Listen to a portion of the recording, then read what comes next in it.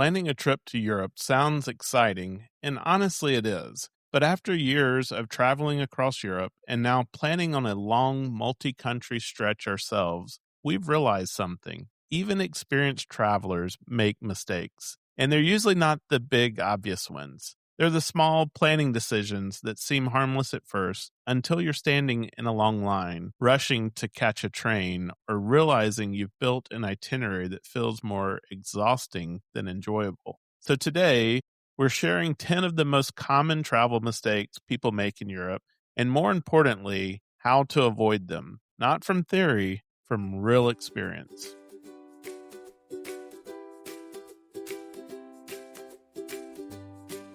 We're Scott and Melissa, the Sunshine Travelers.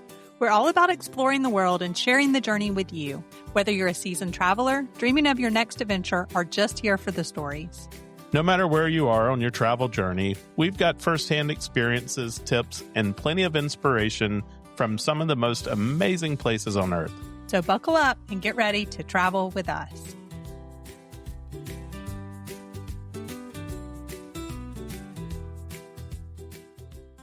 So let's start with the one we see over and over again, Melissa. Trying to do too much.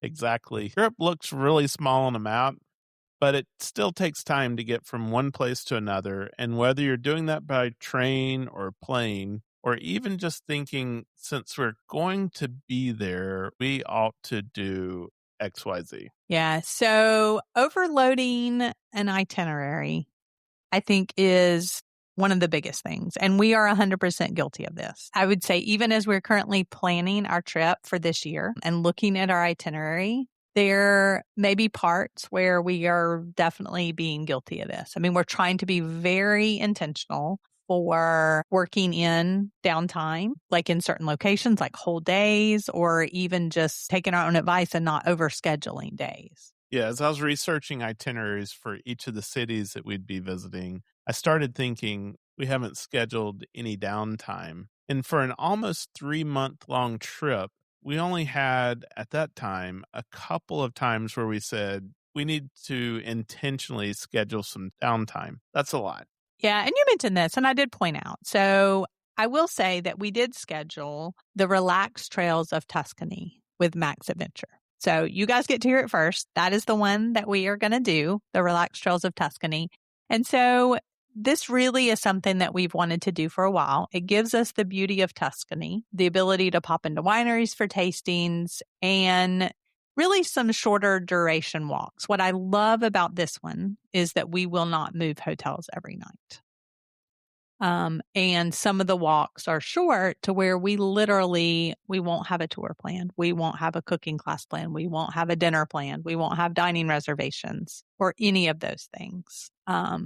So I think that's an important part of it. So if we find a piazza and they have a little bar that is selling Aperol spritz and there's a wedding going on, we can just park ourselves down in a chair and watch that wedding unfold.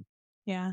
And so I know that even if you are doing like a 1-week trip and that is your whole trip or 12 days or something like that, just keep that in mind. Try to think of intentionally not overloading the itinerary so that you do leave room for just walking, just like Scott said, popping in somewhere and seeing whatever you can see. Yeah, that I'm always reminded back to that little piazza in Bavaria where we saw this really neat old car sitting out in front of the church, and it was decorated like they were getting married.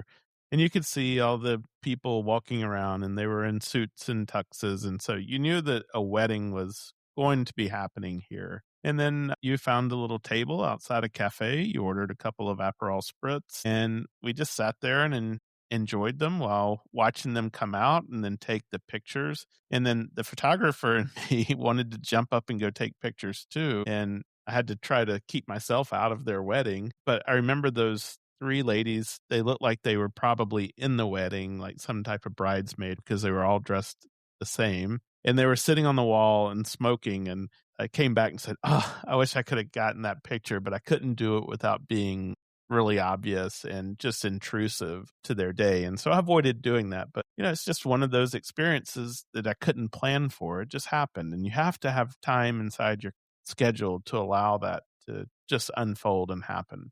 Yeah. And real quickly, I mean, another one that I think back is a few years ago, we were in London and we were headed to a Chelsea game. Our daughter and her family were with us and the kids. And we intentionally didn't plan anything that morning besides we're going to grab coffee here so that we could walk and then take the train and just kind of see what happened. We stopped at the playground near Kensington for the kids to play. There was a pizza stand and we got the kids pizza and they sat on the grass and ate pizza. If we had said, but this morning we're going to go to Westminster Abbey or we're going to go to this other museum or we're going to try to do the tower or something like that, it would have felt rushed. And then none of those things would have ever happened. So instead of trying to overschedule, just letting those things happen. And I think that really just builds these travel memories. Well, the second mistake that people make is not booking key attractions ahead of time. And this has really changed a lot in recent years. Yeah, timed entry, I think, is everywhere now. Cathedrals, museums, even free things we've noticed, and even smaller attractions. And I really think that's a combination of being able to buy tickets online, things being on social media and becoming popular. And then, of course, the pandemic. And then a lot of places just kind of kept that system so that when it's the busier season or that kind of thing, or just out of necessity. I mean, for example, we have said to people for the longest time, if you go to Barcelona and you want to go to the Sagrada Familia, like you need to buy those tickets. And then especially now as they're just like finishing finally those pieces of it, just making sure that you did that. And I think the first time that we noticed this has been years ago before the pandemic, visiting Milan. And it was really a last minute thing that was going to happen, planned last minute. I think probably 2 weeks before we left. And I knew that we wanted to go see the Last Supper. We were going to have some time. We were going to spend one night in Milan. I looked into getting tickets, but that's one of those things where I don't know if they sell them like 30 days in advance and they're all released. And of course they were sold out. So the only way that I could get them was then to book a tour where that tour company had already bought up their slot of tickets. So there's always a possibility, but then just looking into those different options and making sure that you are booking those. So to avoid disappointment, because that's the worst thing. You go to Barcelona, you want to go in the Sagrada Familia. It's sold out. You want to go see the Last Supper. It's sold out. I've heard people say, oh, well, then we tried to go to the Colosseum. Well, then our internet wouldn't work and you can't buy them you can't buy them in person and we missed it. That's a kind of a disappointment. I think that would be sad. So if it's really something that you want to see, book it early and build around that. The next one that I think I'm probably most guilty of is underestimating the transit days. People think, oh, well, it's just a 2 hour train ride, right? And that's not true. So, Melissa, let's talk a little bit about why that 2 hour train ride isn't just those 2 hours. Well, because you're going to have to pack. You're going to maybe have to check out. You need to get to the station early or the airport early. If you're flying, I know you said train, but waiting. And then once you get to the next place, you need to make your transit, get your stuff, get checked in. And all of that can eat up a lot of time. And then you may have delays, train or plane, but you may have delays. And so then you have something booked, you're literally rushing or you're late. Yeah, we try to tell people don't schedule anything on your transit days because if you have a impact in your transit, some type of delay, and you miss that, that's often not covered under their cancellation policy. So you'll lose that space. Before you know it, on these transportation days or transit days, half your day just gets gone. And people underestimate how much energy those travel days take as well. And so every time you have to change hotels, for example, think about it. You have to normally be out by, let's say, 11 a.m. That's kind of the latest time. Usually in Europe, I've seen 10 to 11 is the range. And you can't check into the next place before 4 p.m. So now you've got your luggage from the first place. You either need to go and store that. Maybe if you're going to a hotel, you can check your luggage in early, even if your room's not ready.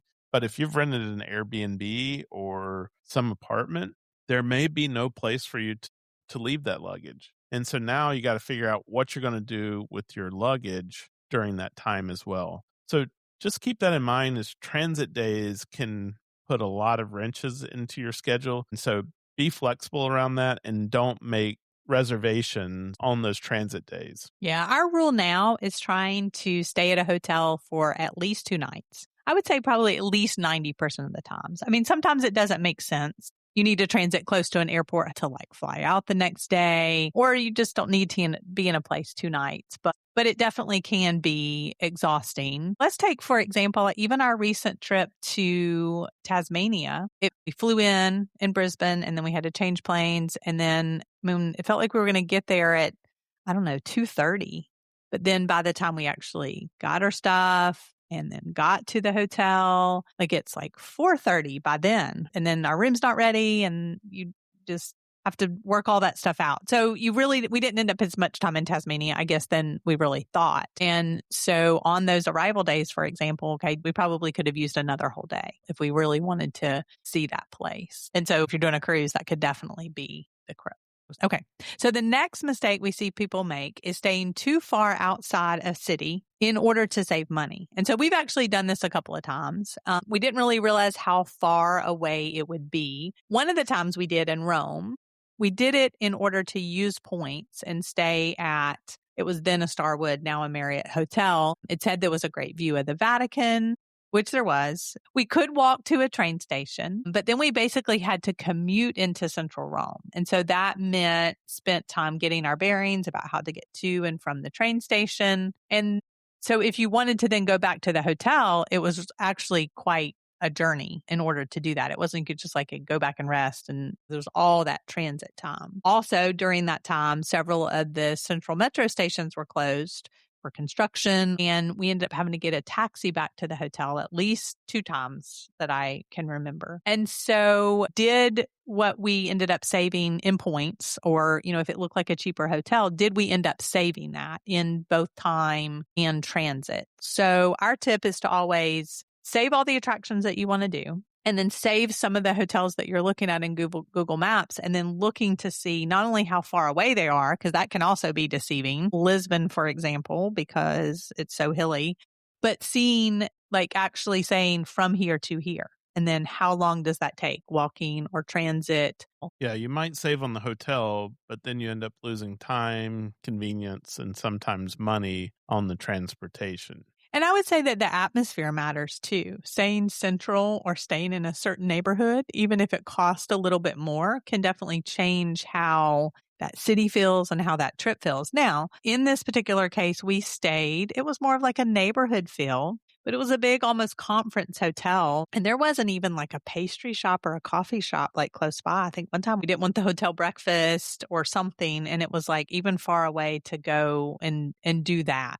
So also researching like where those things are. But we've had great experiences. For example, in London, we stayed near Russell Square one time, also in a neighborhood, more of like an Airbnb apartment. But there was a coffee shop nearby. It was almost like being in a local neighborhood. Now that I will say is actually really convenient. And speaking of London, London is one where you have to actually be very, very careful. London is an hour away from London. We always joke about that.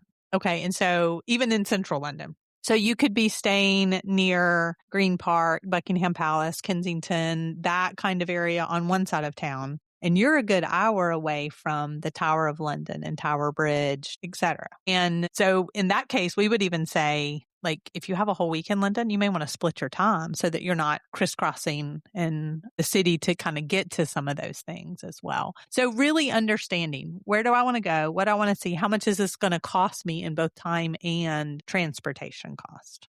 The next mistake is one that, as content creators, we sometimes struggle with, and it's a big one for first time travelers to Europe. And you don't really need to try to see every major attraction or site at a destination. You don't really have to do everything to have a meaningful trip. And we've been to London a dozen times, and there's still things that we've never done. new things that we're going to do on this trip that we haven't ever done before. Rick Steves has some great advice. I actually thinks it's in like the forward part of every single Rick Steves guidebook. And I've tried to always think about this. It basically says experience a place, experience a city as if you will return again. So obviously you may not, but if your trip ends up being, we saw this, we did this, yes, we went there, but you really didn't have any meaningful experiences, or it's just we check these boxes. I don't really think that you can make the most of that. So make sure that you kind of have a list of my top things. Here's the ones that are important to me. My top thing to see, but I would also say top things to experience, right? So that might be a cooking class, or it might be, and I know London's like on our brain, but high tea or fish and chips, or if you go to a place where it could be going to a show, like those things are very, very important. And also making sure that everyone in your group or your family has input into that. Because if you're taking this group trip or this family trip and it's all about what you wanted to do, I don't think that like that's going to make the most of it for everybody. And it also doesn't let you have time to just let things unfold and for you be able to just browse, take a break, go to a coffee shop, sit on a terrace or stop in a piazza and have a drink or have a coffee. Well, I think this actually leads us to the next one then.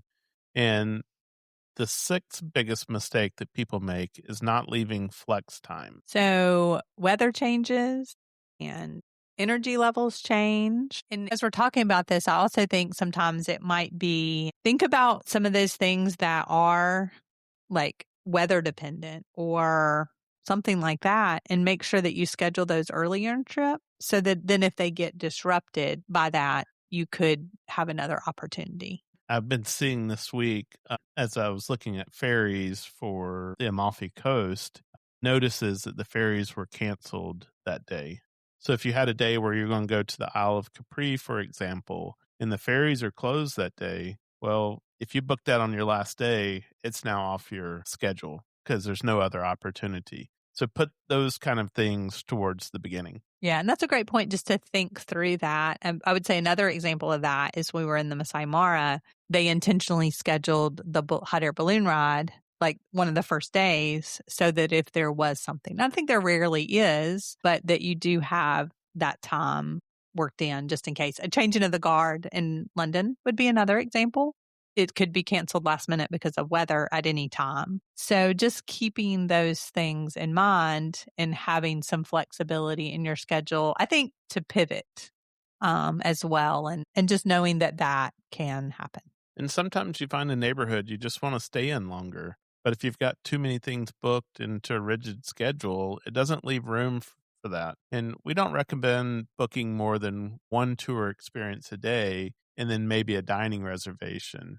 This gives you a rough enough outline about what you want to do, but not a tight timeline in which you have to get it done. Well, mistake 7 is assuming that every city operates the same way. Europe is not one thing. As a matter of fact, we often get pushback when we share things about Europe simply because of this. A lot of people are like, oh, but this doesn't apply in Germany or this doesn't apply in Portugal, or because I think we do have the mentality, right? We're going to Europe, that kind of things.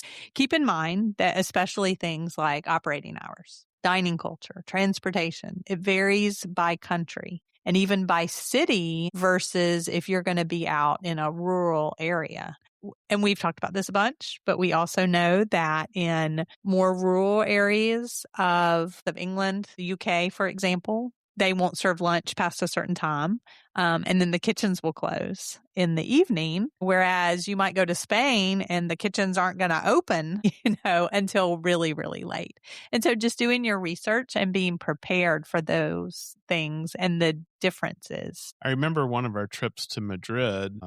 I had been there before and everything started late. Like you didn't even start to go to dinner till after 8 p.m. And you would go to a tapas bar or something like that. And you could do this till late into the evening and hang out and go from one place to the other. And then you and I were there and it was on a Sunday. We had fed the kids, made sure that they had dinner. And then we were going to take them back up to their room. They were old enough then, or at least our daughter was, that she could watch after our son and stay in the room. But we were going to go out and go to have tapas. And when we got there, everything was closing down because it was a Sunday. And so things closed earlier. Yeah. So it's definitely important to research this. You'll also find in Germany, even in the large cities, that shops are not going to be open on Sunday. And you'll need to, like I mentioned, just understand, when can I have lunch? When can I have dinner? And don't be like us and get caught with the kitchen's closing or the kitchen's closed. You can have a beer. The next mistake is ignoring shoulder season realities. We absolutely love traveling during shoulder season, but it's not identical to summer. Some attractions are going to have reduced hours. Ferries may run less frequently. When we were in Crete, we went to a couple of beaches where, like, you could go to the beach, but all of the restaurants and bars that are normally open there at those beaches during the summer had not opened yet. Yeah, very limited. No beach chairs for rental. So if you hadn't brought your towel to sit on, I think we actually ended up buying one at one beach. You were definitely going to be out of luck. So really just trying to do some research and double checking those ferry schedules for sure. And if there's not going to be things running and it's places that you want to go, then research that before you book as well. And so then mistake number 9, I think probably one of the biggest ones that we see people make, and we try to be very intentional and sometimes are very guilty of this also, but overpacking. All across Europe, there's cobblestone streets. You may have to walk from the train station or even from the closest place that even a taxi can drop you off. Those streets and stairs will humble you very quickly. Yeah, I think back to that place, I think, what was it, last year at Easter time that We were we in stayed at? Cologne, yeah. And we were staying in this apartment, but I don't think there was any way for us to know that the apartment was on a 4th story With no elevator. with no elevator. So, you had to carry all that luggage up there. Not a big deal for us. We got it done. But I would say for some people, that would be a challenge. We talked about that with Andrew when we were talking about the good life abroad, is that's one of the things that they actually look for, is to make sure that those apartments are in buildings with elevators. But it's not an absolute common thing that they would have elevators. Some of them are really, really old buildings. And so don't make any assumptions about that. I've even stayed in one in Greece where there was an elevator, but it didn't go all the way to the top floor. And we were on the top floor. So we could take it up and then we had to go the last flight of stairs. I think we had that in Germany one time too, at a Yeah. hotel. Yeah.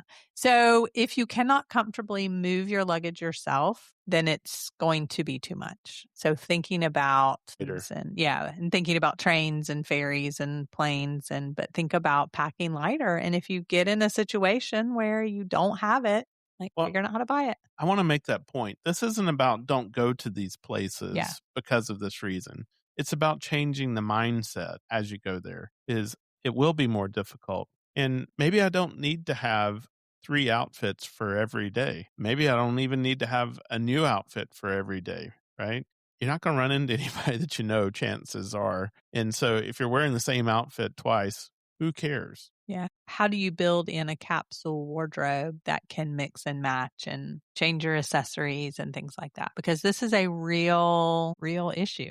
Yeah, I would say think about the experience more than how you're going to dress for it. Yeah. And Scott, I would even say that apartment in Cologne. So it was interesting because we arrived on the train. We had to walk from the train, but then we were leaving in the car, and you and Brady went to the airport to rent the van that we were going to have, but you couldn't park. It wasn't like you could drive to where this was. It was on it was on a pedestrian street. And so either way, right?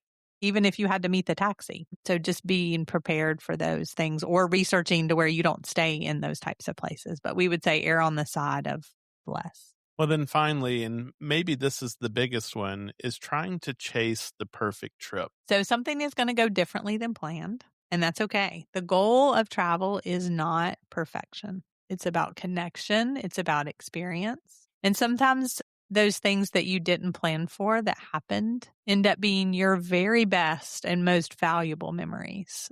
So if you're planning Europe right now, hopefully this helps you avoid some of the mistakes that we see all the time, and honestly, some of the mistakes that we have made ourselves. So we will be sharing obviously a lot more about this trip. We'll definitely bring you more insight from the things that we've learned. But I also wanted to mention that if you would like to have a copy of our packing guide that we have edited and changed and put in new things as we kind of like discover new things as well, then I will put the link to that in the show notes. You can also find it at sunshinetravelers.com and then in one of the, like in the resources menu. It's right there at the very top, our packing guide. Well, if this episode helped you, make sure you're following the podcast. And if you missed our last episode, we broke down whether city passes in Europe are actually worth the money. And that's a great companion to today's conversation. Thanks for traveling with us. And remember, the world is full of sunshine and surprises. So get out there and travel beyond the familiar.